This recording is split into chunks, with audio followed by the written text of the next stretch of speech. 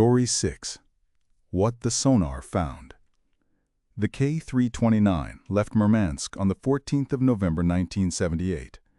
She was a Project 671 RTM Victor-class attack submarine, one of the finest of her generation, capable of diving to operational depths that NATO vessels could not follow. Her crew numbered 73 men. Her orders were classified at the highest level, as most orders were in those years. Her mission, as understood by her captain, was signals interception and passive surveillance in the North Atlantic Corridor, a stretch of cold, black water that the Soviet Navy treated like a front line in a war that had never been officially declared.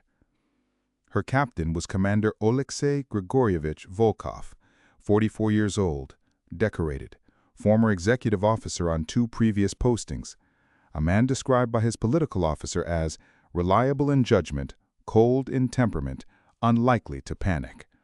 The kind of man you gave a submarine to. He was not prepared for what his sonar operator found on the 18th of November at 03:47 hours at a depth of 600 meters in water so dark it pressed against the hull like a living thing. What I am about to read to you is drawn from the recovered incident log, several crew testimonies given to naval historians in the mid-1990s, and one document that was partially declassified in 2007 and then reclassified within 11 months without explanation. Make of that what you will. Senior sonar operator Pyotr Ilyich Menshov had been awake for 19 hours when he heard it. He was not supposed to be awake for 19 hours.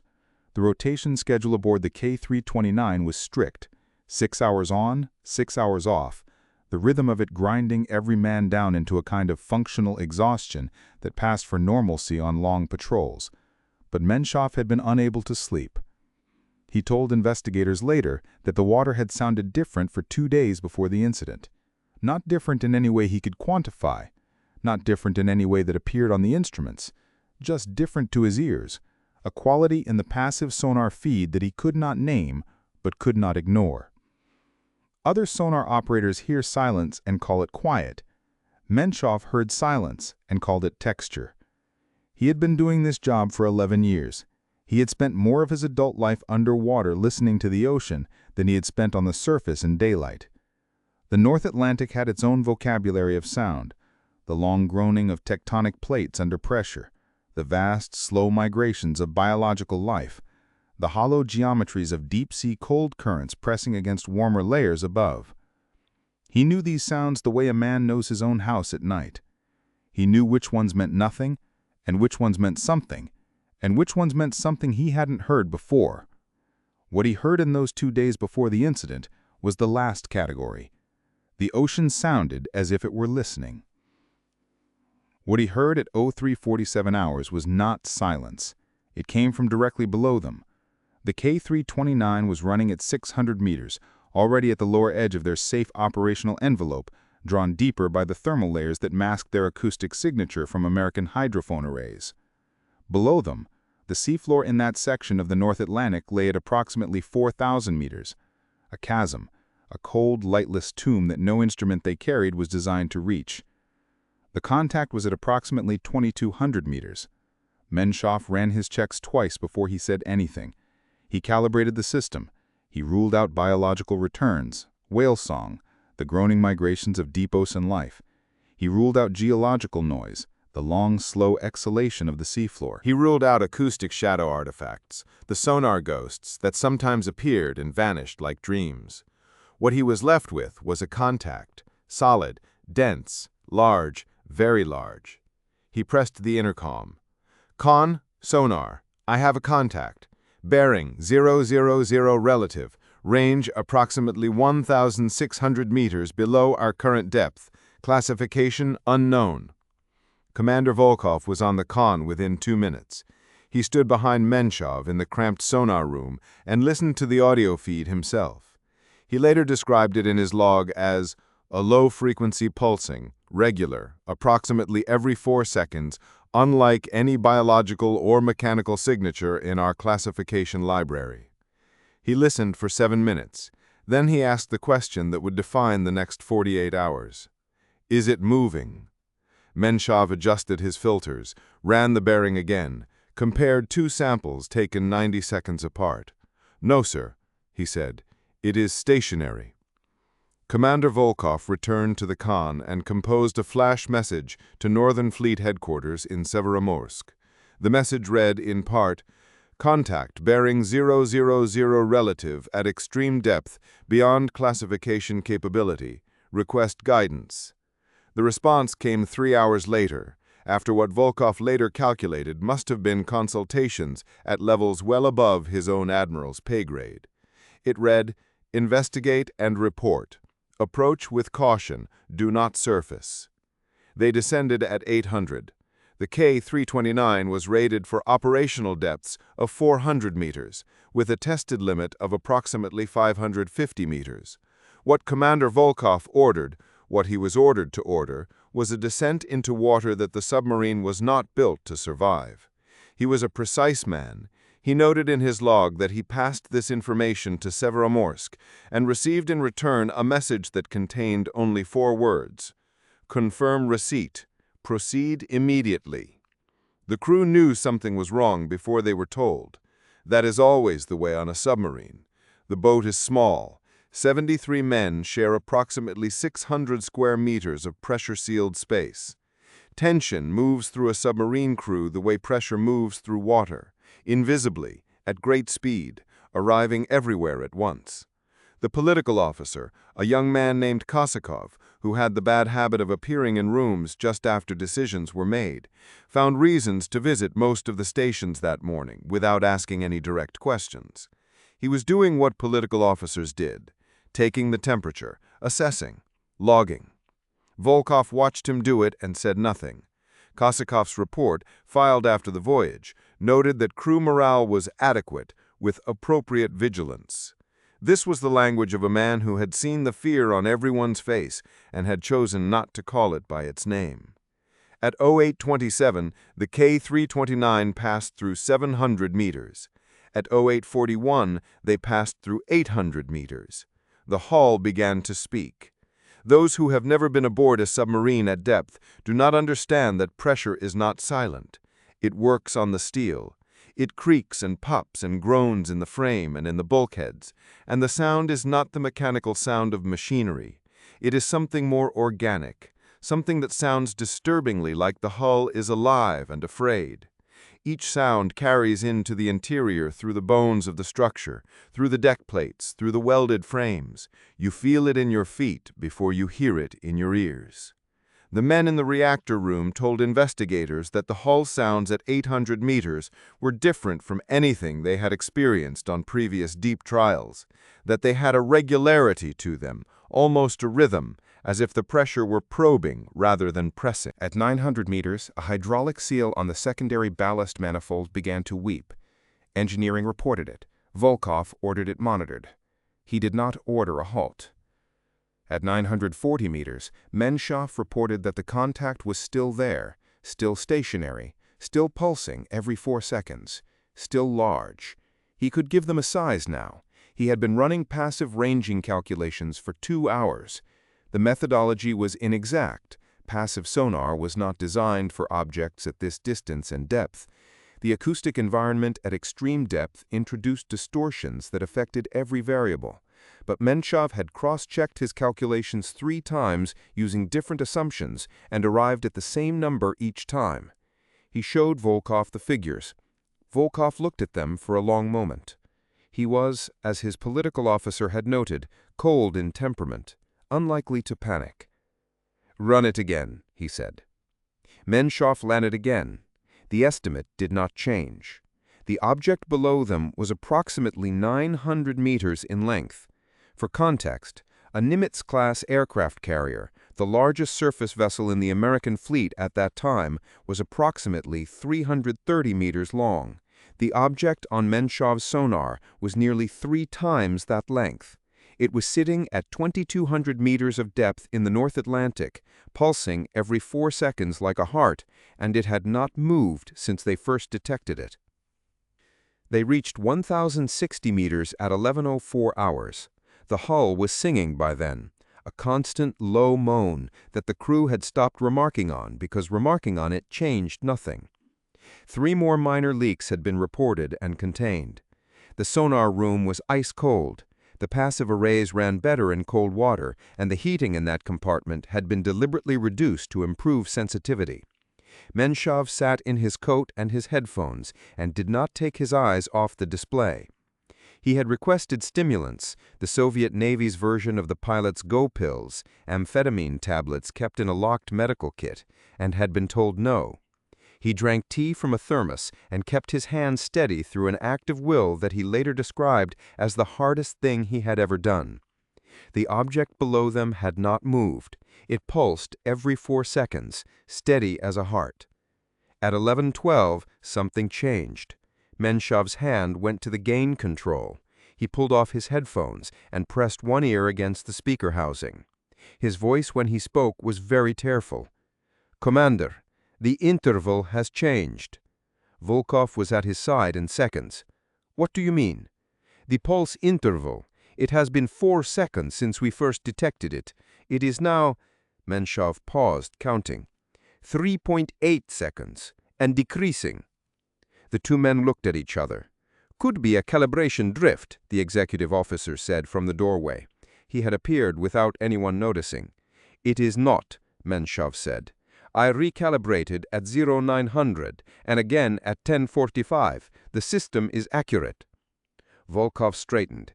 He clasped his hands behind his back, a habit his crew recognized as the physical gesture he made when he was thinking something he did not want to say aloud. "It is accelerating its pulse," he said finally. No one replied, because there was nothing to say to that. You could talk about equipment and calibration and acoustic distortion for as long as you wanted, but something 900 meters long, in water 2 kilometers below the surface of the North Atlantic, did not calibrate, did not drift. Its pulse rate had been constant for 14 hours. Now it was increasing. There was only one interpretation available. It knew they were there. At 11:31, the object began to move. Menshov announced it in a flat voice, the voice of a man who has decided that emotion is a luxury he cannot afford. Contact is now mobile. Bearing has shifted. Range. He paused. His hand tightened on the console. Range is decreasing. "It's coming up," the executive officer said. "Yes," said Menshov, "it is coming up." Volkov ordered battle stations. He ordered a hard rise in depth. Blow ballast, emergency ascent, bring the boat up as fast as the hull could stand it. He sent a message to Severomorsk. "Contact is mobile. Contact is ascending. Request emergency extraction." The response, when it came 20 minutes later, was a single sentence. "Maintain position. Continue observation." Volkov read the message. He read it again. Then he placed it face down on the chart table and ordered the ascent anyway. He told investigators, years later, that he would have done the same thing regardless of what orders he was given, that some decisions supersede rank, that there are things in the North Atlantic that the Soviet Navy had no right to ask its men to face. He was asked whether he considered the professional consequences of disobeying a direct order. He said yes. He said he weighed those consequences against the alternative and found the calculation straightforward. What he did not say, but what appears in his private journal, is that the reason he ordered the ascent was not purely tactical. It was that at 11:33, 2 minutes after Menshov first announced the contact was moving, the entire crew of the K-329, all 73 men, in every compartment simultaneously, heard something through the hull. Not a mechanical sound, not a geological sound, not the groaning of a hull under pressure or the distant engines of a surface ship. A sound that Volkov in his journal described as follows: low, sustained, with a quality of variation that suggested, I understand how this sounds, and I wrote it down anyway, that suggested intent. The men in the engine room stopped what they were doing. The cook dropped a pan. I stood on the con, and the hair on my arms was raised, and I thought of the very first time I was ever submerged as a midshipman, and the fear I had then, and I felt that same fear, but larger, much larger.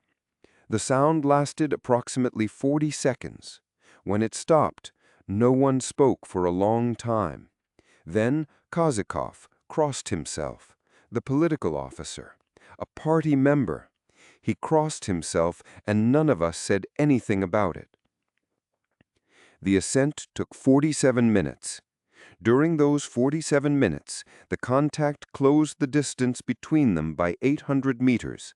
The pulse rate at the end, Menshov's final notation before he stopped recording and simply held on to his console with both hands, was 1.2 seconds. Fast, urgent, the rhythm of something that has decided to hurry. Menshov described the sound in his testimony. He said it was not mechanical. I have heard every machine the Americans and we and the British put in the water. I have heard whales. I have heard geological venting. I have heard things in the Barents Sea that I reported and was told to forget. He paused. This was not any of those things. This was like... Another pause, longer. This was like listening to something breathe. At 12:18, the K-329 reached 430 meters, and the contact stopped. It had closed to within 300 meters of their hull. Then it stopped, held its depth. Its pulse slowed gradually over the course of 11 minutes back to its original 4-second interval, as if it had decided something, as if it had looked at them, at this small, fragile thing of steel and air and frightened men, and made a decision. The sound did not come again. The hull was silent, except for the hiss of water over the bow and the quiet mechanical respiration of the boat's systems. Menshov sat at his console and tracked the contact, as it slowly, over the course of an hour, descended, back down through the layers, back toward the seafloor, back to wherever it had been when they first arrived, back to waiting.